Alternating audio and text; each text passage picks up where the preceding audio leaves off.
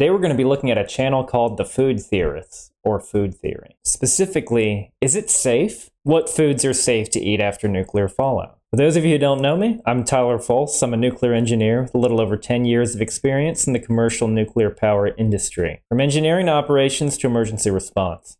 I don't claim to know everything there is nuclear, but I can certainly share some knowledge. Let's check this out.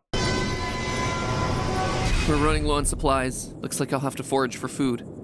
Fallout reference. Are you sure you should be eating that? Ugh. I know it looks weird, but honestly, it just tastes like radioactive chicken. Matthew. Oh, that's pretty silly. No, nuclear fallout's not gonna make anything green and glowy. Unless he's talking specifically about the Fallout game franchise. They have a lot of that going on, but in real life, no. It is radioactive chicken. Oh, sorry about your leg. Don't worry about it. He's got plenty. extras, right? Yep. Do I really need to explain that that radiation's not going to make you grow more limbs? If anything, a targeted dose to certain body parts would actually have you lose the limbs. Here to help you watch your Here we post-apocalyptic go. wasteland. Loyal theorists, I'll come clean right off the bat. Today's episode was inspired by a video game. More specifically, it was inspired by the cooking mechanic within that video You game. don't say. See, in Fallout 4, there's this really unique food situation at play that I can't really stop thinking about. You're living in the wake of nuclear war, and you have to feed yourself. Fallout 4 is one of the games that I never got into. I tried playing it a few times, but just wasn't for me. I really liked Fallout 3 and New Vegas, but couldn't get into 4, and I couldn't really tell you why. The game lets you take all the radioactive food and completely remove the radiation from it by cooking it over an open flame. Raw rad rat meat? That's gonna hit you with 2 rads of radiation. Rad rat. It's kind of hard to say fast. Now, as far as removing radiation by open flame, no. Maybe he means contamination. One big misconception out there is the difference between radiation and contamination. Radiation is the actual emission and propagation of the energy. The radiation is things like alpha particles, beta particles, gamma radiation, things that would actually cause the ionizations. Assuming he's strictly talking about ionizing radiation, because that's what everyone's here for when they click on a video about what's safe to eat after nuclear fallout. Whereas contamination is the presence of radioactive material on objects, surfaces, basically where it shouldn't be. I mean, it's possible cooking something could remove a contaminant if it's just happens to be something that burns easily, but I wouldn't count on it to even remove contaminants. And saying it's removing radiation, well, that doesn't really make sense because the fire doesn't affect the individual alpha particles or beta particles or gamma radiation. Yeah, imagine trying to burn light with fire. Doesn't work that way. Cooked rad rat meat steak? Now you're good to go with no problems whatsoever. Such is the power of cooking. Obviously, that's not how radioactivity works. Or is it? See, that's what got me theorizing on this topic today. I realize that there are plenty of resources out there that discuss prepping for the apocalypse, but as far as for the post-apocalypse, well, not so much. What happens when your shelves of canned peaches and corn run out? What food, if any, would actually be safe to eat in a radioactive post-nuclear fallout wasteland? How would a real-life sole survivor go about preparing a square meal while minimizing their radiation exposure? Cause I don't know about you, but here in 2020, where every day it feels like we're inching closer and closer to the end of days, This took place in 2020. the stuff that I really want to know about. So today we're exploring this explosive topic food theory style and vaulting right in. So how harmful is radiation? Turns out you have to be kind of specific when you ask this question because there are a lot of different kinds of radiation. Broadly speaking, they can be separated into 2 categories: ionizing radiation and non-ionizing radiation. Putting it in simpler terms, That's one way to separate them. That isn't to say one's dangerous and the other one isn't. think about these as high energy radiation or low energy radiation, or in even simpler terms, dangerous radiation and safe radiation. The basic idea So, I got a problem when you use words like dangerous and safe to describe specific types. So take your smoke detectors, for instance. They use americium-241. It undergoes both alpha and gamma decay. But it's dangerous, quote unquote, if you consider ionizing radiation to be dangerous, but it's not. it's safely up in your smoke detector, you're not going to get any dose from it. If anything, it can actually save your life because it can detect smoke and fire and alert you of something that's dangerous. Conversely, you could have high-powered lasers, which are a form of radiation that can be visible, could be infrared, non-ionizing, so it's perfectly safe, right? If you've ever watched any of Styropyro's videos, you'll know how potentially dangerous these lasers can be. So no, ionizing does not mean safe, and non-ionizing does not mean unsafe. It's just like anything else where if you don't know what you're doing, you're potentially being unsafe. That radiation travels in waves, and if that wave is carrying enough energy, it can cause damage on the molecular level. On the other hand, So radiation doesn't always travel in waves. It can travel in discrete particles such as alpha and beta particles.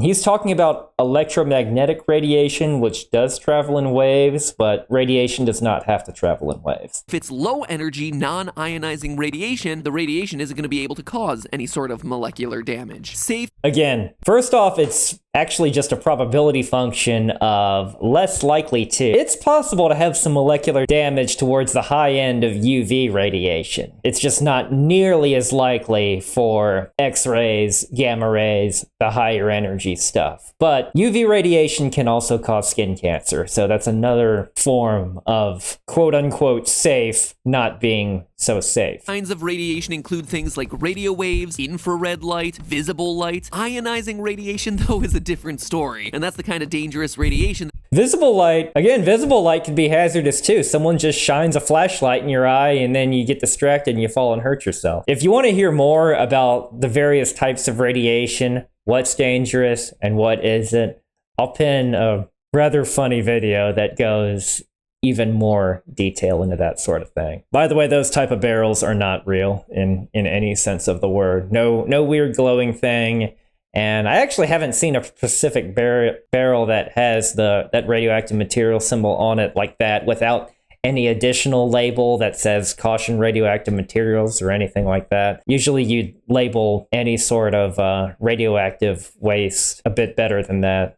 But that sort of container would only contain lower level waste. But I can tell he's mainly taking inspiration from the Fallout game franchise, so I probably shouldn't fault them too much. be worried about in a post-nuclear fallout world. It's associated with radiation sickness, which includes all kinds of nasty things like nausea and vomiting in the short term, and infections and bleeding and dehydration several days to weeks out. Radiation sickness can hit you fast and it can hit you long. You could be displaying symptoms within a single hour, and those could last for several months. It can hit you fast, but you'd have to be in a very, very high dose environment, such as the first responders during the Chernobyl accident, for instance. As far as the Fallout franchise goes, after a full-scale nuclear exchange, I mean, it kind of depends where you are.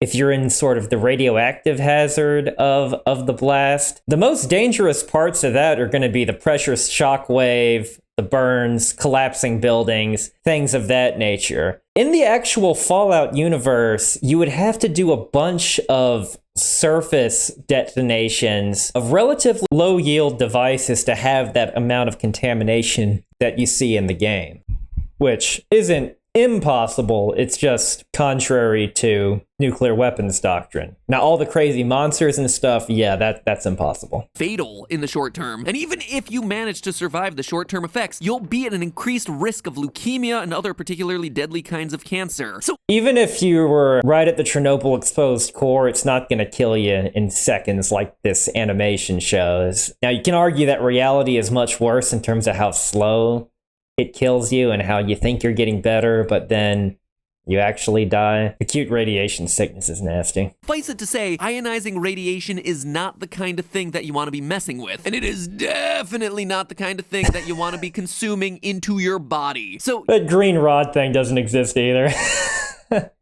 assume then that ionizing radiation bad means that, that a food laser? hit by ionizing radiation is also bad. But that's not exactly true. What you really want to avoid is ionizing radiation hitting you. See, any object that emits radiation is said to be radioactive, and any object or person that gets hit by radiation is said to be irradiated. Take sunlight, for example. The sun produces radiation that's strong enough to cause sunburns to our skin, but objects like beach sand or sunglasses that have been left out in the sun don't cause sunburn. So It's interesting he mentioned sunburn, but doesn't mention that sunburn is not ionizing. That's interesting. And also, irradiated generally implies the use of ionizing radiation. So, working on your tan, sunbathing, people don't really use the word irradiated. Though I think people should. That might reduce the instances of skin cancer if people used words like irradiated and radiation burn instead of sunburn. takeaway here, objects that have been hit by radiation are irradiated, but it doesn't necessarily mean that they're dangerous. Certain types of food are irradiated. He might talk about that in a bit, but that's just part of a process, and irradiated objects are not radioactive. The ones you have to look out for are the ones that are emitting their own radiation, the ones that are themselves radioactive. Radioactive food is going to be bad for all the reasons you would imagine it to be bad. If just being close enough to radioactive material is enough to do damage to your body, you can imagine. Again, we're talking about rough orders of magnitude here. Bananas are radioactive. Now, were to try to eat enough bananas that would kill you from radiation poisoning, well, your stomach would rupture from just eating several million bananas that it would take to get you there in a very short period of time. But it's all about scale. How radioactive is it? Not very much. It's gonna be a lot worse when that radioactive material is sitting there in your stomach. Irradiated food, on the other hand, is actually totally safe to eat. Eating food that's been hit by radiation, even the high energy, dangerous doesn't make it green. ionizing radiation, is actually shockingly common. In fact, if you live in the United States, you've probably eaten food that's been hit by ionizing radiation. It's Not used to as a treat form of it. accidental contamination or anything, but as a way to intentionally make that food safer to eat. That same ionizing radiation that turns out to be so dangerous to humans is also dangerous to the organisms that cause foodborne illnesses. You've probably heard of salmonella and E. coli, things like that. Those are names of specific bacteria, and bacteria are living organisms that can be killed by ionizing radiation. You can literally kill the bacteria that's on the food by blasting the food with radiation. The Same way you treat cancer. You treat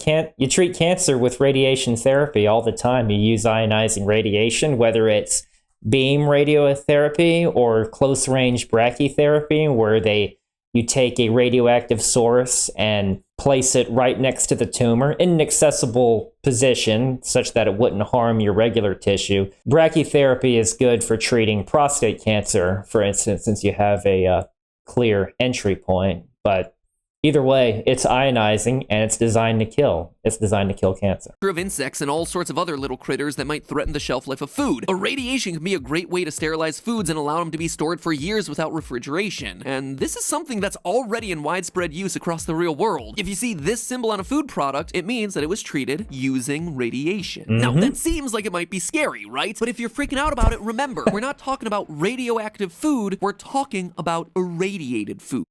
I'm waiting for him to show a picture of a banana so I can say radioactive and irradiated. Which is not radioactive. You're not going to be sprouting a third limb from spending too much time in the produce aisle at your local grocery store, because even though you might be surrounded by You wouldn't sprout a third limb if you received a lethal dose of radiation either. Again, if you received a targeted dose to a limb, you could actually lose the limb. There was an accident associated with a particle accelerator where a person lost his hand. that was irradiated, you yourself are not being exposed to the radiation, even if the food was. What you do have to be concerned about, though, is And that's because the radiation came from the beam, the X-ray machine, the gamma ray machine, not the actual food. contact with radioactive material. Say a plant was carried through a radioactive area and got radioactive material stuck to its leaves. Well, then you could be exposed to that radioactive material as a result of eating or coming into contact with the plant. Or One thing I will say is eating something that he says has radioactive particulate matter, a lot of those could have alpha or beta radiation, which when taken internally can cause way more damage to your body than, say, if you was to just touch compared to actually ingesting it, because there's a lot more vulnerable tissue inside, especially with alpha radiation.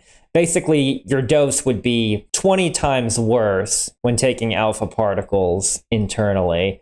And there's also the fact that you have to digest it, so you're going to be getting dosed the whole time it's within your system. Specifically, the debris that the plant tracked with it. If you think the idea of radioactive material accidentally getting onto the food sounds implausible, well, think again. The game that got me started on this whole episode, Fallout, gets its name from the concept of nuclear fallout. The basic idea is that after a nuclear blast, residual radioactive material gets propelled into the upper atmosphere and then falls out of the sky after the initial explosion, covering the landscape with radioactive dust and ash. And So radioactive fallout is a real hazard. It's quite horrific, and people have suffered horribly from radiation poisoning. But in the Fallout game franchise, it's taken to ludicrous levels that wouldn't even exist in real life. Take, for instance, the atomic bombings of Hiroshima and Nagasaki. These were airburst attacks. The vast majority of people died from the explosions and the resulting fires from those blasts. A lot of the contaminants were simply blown out of the area because, again, in the upper atmosphere, there's so many wind currents, and just the atmosphere is this huge dilution volume for everything that was vaporized. Now, yes, people got contaminated, but not nearly as much as they would have been if it was a surface blast. So I'm guessing in the Fallout universe, using suspension of disbelief, they must have done many relatively low yield surface detonations. And I say low yield just because you're maximizing the amount of dust and ash that's on the surface instead of completely vaporizing it and blowing it out into the upper atmosphere. tiny particles of radioactive dust and ash can become a big problem. Some bits of radioactive material are so small that they can slip into the crevices in your individual hairs. Yeah, your hairs have small crevices so tiny you probably can't see them, and radioactive dust can be even smaller than that. Pro tip, by the way, if you find yourself wanting to wash radioactive dust out of your hair, better bet just shave off your head. You're not going to be able to get it all. Hopefully your hair grows back. And unfortunately, that radioactive fall. And forget that shaving your head, exercise in futility, because it'll get in through your pores, into your skin. Basically, the best thing you could do is immediately take a shower, wash your hands first, just so you won't get any of that material, say, in your eyes or in your mouth. Just consider it an emergency shower. Is the stuff that you have to worry about in a post-apocalyptic wasteland. Small radioactive bits that are so small, you're probably not going to see them. That radioactive fallout gets blasted into the air when the bombs go down, and when it comes down, it's going to cover everything. That's why you really, really want to be in your underground bunker when the bombs go off, even if the— It says cover everything, so when looking at either explosions or radioactive release, pay very close attention to the weather, the wind speed, and direction.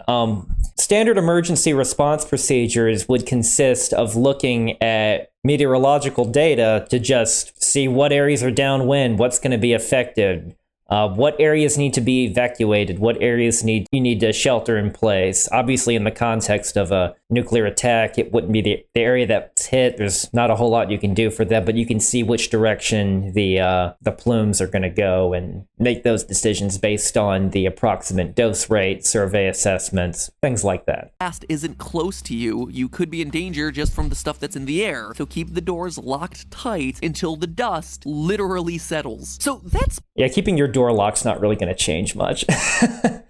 Stay away from— go into a very internal portion of the house. Be sure you yourself are clean. And as we're talking about food, you can even bring some food with you to a very internal part of the house away from windows and any little gaps that could be in your house. You're not going to have enough time to board up your windows, like if you're going to protect yourself in the event of a hurricane, and it would just seep through, but just position yourself towards the center until the plume is either passed or you validated that the plume is not heading your direction just because the wind's not blowing your way. It's probably the best thing you can do in that situation, assuming you don't have a shelter in this case. probably the biggest issue for a sole survivor looking to eat and survive in the long term. If nuclear fallout is rained down onto the soil itself, how on earth are you supposed to farm and get food? For an answer, we turn to the real world, specifically— Talking about rain down, so if I remember correctly, that game took place over 200 years after the bombs fell, and there haven't been any active nuclear war in those 200 plus years. It's not like it completely infiltrated the world's ecosystem.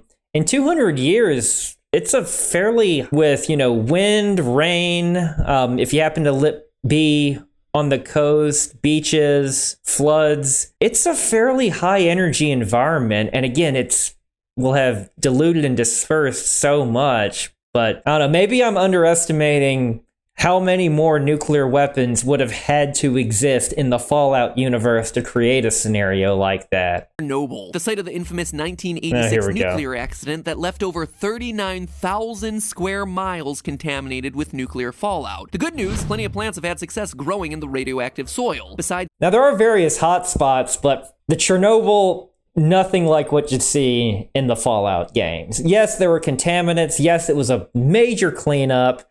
I've talked about it more in some of my other videos, but the short version is it's nothing like what you see in those games. And especially now, it's at such a manageable level that wildlife has flourished, plants have flourished. Some areas are even less than background radiation in other parts of the world. natural vegetation like trees and grass, brassicas was successfully grown in the soil as well. And if brassicas sounds like it might be a relative of the broccoli family, yeah, you're right. I suppose it would be more accurate to say that broccoli is a part of the brassicas genus, along with things like Sure. cabbage, kale, cauliflower, Brussels sprouts, basically anything and everything you hated to eat when you were a kid, and maybe still as an adult now. If you hate that stuff, well, hashtag blame brassicas. But here's Highly the bad nutritious, news, though. friends. Scientists tested the plants that were grown in the radioactive soil and found that the plants contained radioactive isotopes. So you could grow crops like broccoli and cabbage in radioactive soil, but you're not going to be able to eat them unless you want to get radiation sickness. All right, again, you need to look at orders of magnitude. Just because there's radiation in the soil doesn't mean you're going to get radiation sickness. There's radiation in everything. It's just part of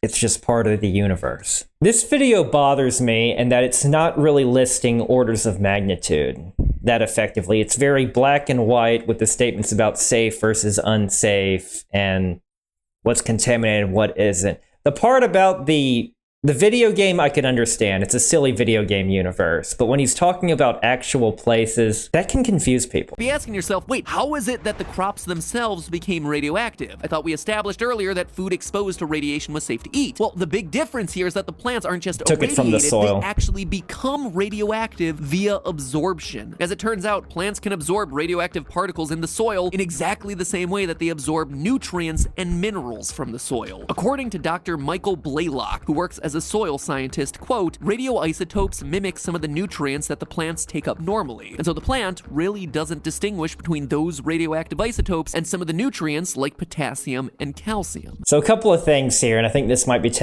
quote might be taken slightly out of context. So potassium is radioactive, or it can be, within its natural abundance. And that's potassium 40, and that's what makes bananas radioactive. And as far as radioisotopes mimic, they're not alive. It's more of the plant's natural processes think when they uptake their normal nutrients, the radioisotopes get along in there with it. It's not we're not dealing with sentient or sapient isotopes and molecules and things like that. That's some pretty bad news for our farming project. Another piece of bad news is that the radioactivity in the plants that are growing in the radioactive soil can also affect the animals that eat those plants, and the predators that then eat those animals. And yes, that includes us humans. Remember how plants weren't really great at distinguishing Again, so this stuff is technically true. It is. I mean, radioisotopes can be uptaken, and then, if they're cesium-137 is one that would still be there. It's a metal. It has a half-life of about 30 years. So there's still a little less than half of it left in the vicinity of the increased amount that came from the Chernobyl accident. But don't think it means that it's creating a bunch of crazy mutated animals or animals getting sick and all that. No, wildlife has flourished. Now, it has affected them, but not to the point where you've seen mass extinctions. But the population of wildlife has actually gone up, largely because people have abandoned the area, for the most part. Between radioactive isotopes and legit nutrients, well, animals' bodies aren't too great at it either. In many parts of Norway affected by the Chernobyl disaster, all animals have to be tested for radiation before they can be slaughtered and safely processed for human consumption. This isn't just something that happened back in the 80s and 90s either. Even to this day, more than 3 decades later, there are still 37 Norwegian municipalities that have to test the animals for radiation before eating them. So this is an interesting thing. This is more of a question of regulations than it was the Chernobyl disaster that caused this. Because there were areas closer to the Chernobyl accident in what's now Ukraine, Belarus, that might not have had those requirements. I don't actually know what their requirements were, but that's all a function of these municipalities. And this isn't the only place either. Any municipality could test animals for radiation. Here's another example. Just like at a nuclear power plant, it is a radiological controlled area that you go into if you're going to work on certain systems in the power plant. That does not mean that as soon as you exit, there's magically no radiation in the world until you find yourself in another radiological controlled area. It's just a function of regulatory requirements. You will find much higher doses of radiation coming from coal power plants than you would from nuclear power plants within emissions. Coal plants just don't measure the radiation because they are not required to. Decide to start raising cattle in a post-apocalyptic wasteland, you have gotta be careful about what you're feeding them. Make sure your grass-fed beef isn't grazing on grass that was grown in radioactive soil. So if we can't grow crops in radioactive soil or eat animals that have eaten said crops, how Pretty big, again, a big leap in logic there of saying you can't do any of this. It's like, just measure the dose of everything and then you can relate it. By this same logic, you cannot even have 1 measly ounce of cake because it's sugary and fattening and everything. But no, go ahead and eat your cake. Just don't eat 50 pounds of cake in one sitting. heck are we supposed to get any sort of food? Is it hopeless? By regulating your Actually, dose. The answer might seem kind of boring. The same way you regulate your nutrition normally. Solution is simple. Scrape away the contaminated soil. See, when the radioactive fallout settles, it's gonna fall on the topsoil. That's what they did in Chernobyl. That was one of the biggest projects of the liquidators, was to scrape away the upper layer. They did that for well over 100,000 square kilometers. And yet you're saying in Chernobyl that wasn't enough. You see, Soil, as you can imagine from the meaning of the words top and soil, is the upper outermost layer of soil, which is usually 5 to 10 inches thick. Scrape that away very carefully so as to not allow the contaminants to seep any deeper, and you've got yourself suddenly non-contaminated soil underneath. This boring solution again, that's what they did after Chernobyl. off the layer of topsoil to get rid of the contamination is exactly what was done in Japan following the Fukushima power plant disaster And in of Japan as 2011. well. It was certainly no small task, with the amount of topsoil being removed weighing in at millions of tons. So you're And part of it was, again, the Japanese had a more strict requirement in terms of how little, because this all comes down to is what is reasonable, what's an acceptable amount of dose versus what isn't. And that's a topic for a whole another video as far as how much is enough, because you're not going to get to zero, because there's some background radiation that exists in the soil just naturally, versus the effort of, say, going from, say, 30 centimeters to 40 centimeters or whatever you make your requirement be for your cleanup efforts. find a place to put all of that contaminated soil, but once you've got it all out of the way, literally, you've got yourself the basis for farming crops. So, as a review, here's what is and isn't safe to eat in a post-apocalypse. 1. Food that was produced before the fallout. Even if it was exposed to radiation, it's safe to eat. Just make sure to wash off any potentially radioactive fallout dust that might be on it. And no, Those are not safe, they're sealed, they're in a building. Just take them away from the sources of radiation. cooking radioactive food does not cause it to become unradioactive, despite what the cooking system in the Fallout games would have you believe. 2. Food that was grown Sure. after the bombs dropped is only safe to eat if you know for sure that it grew in non-contaminated soil. Plants grow Measure it. You need orders of magnitude. You're never going to have zero. Never. Nothing has 0 contaminants in it. Radioactive soil are going to contain those radioactive isotopes that you do not want in your belly. And finally, number 3, You don't want a lot should of them. probably give up on hunting wild animals, unless you can be very, very, very sure that those animals didn't eat any plants that grew in contaminated soil, which is basically Again, orders of magnitude. Doing dose assessments, even area dose assessments, so you can kind of approximate where that animal's habitat is, could tell you if they're safe to eat or not. possible if the bombs are dropping everywhere. Besides, if the video game Fallout has taught me anything, you're probably going to want to save that ammunition for other uses. When you emerge from the Oh comfort my. and safety of your vault, the world you know will have changed. Take your friendly old neighbor Johnny. Rather than coming over to borrow a cup of sugar, he may now be coming over for murder. That's right, once the word gets out that you have this amazing topsoil-free farm underway, you'll likely have plenty of dinner Marauders. guests stopping by. There's no shortage of ways to die in a lawless radioactive wasteland. No goofy but survival monsters. begins with a balanced radioactive-free diet. But hey, that's just a theory. A food theory. I know this is his tagline, but I feel like I need to go after this misconception too. So the whole "it's just a theory" phrase to dismiss or downplay something being a guess or a hypothesis, no. Because a theory is actually a well-substantiated and comprehensive explanation based on repeated evidence and repeated testing, peer-reviewed under a very high level of scrutiny. So it's a reliable understanding of natural phenomena, such as gravity, is just a theory. So no, I would not consider this a theory. I would consider this a somewhat silly look at a video game's explanation of radiation. And I just hope everyone understood it as such. The biggest problem, though, was there was no discussion of numbers, orders of magnitude, as to how much radiation would give you radiation sickness. To put it in terms of bananas, you would have to eat 10 million bananas to develop any signs of acute radiation poisoning quickly, and closer to 100 million for it to be lethal. But again, order of magnitudes were my biggest gripes with this video. Thank you very much for watching. I'll see you next time.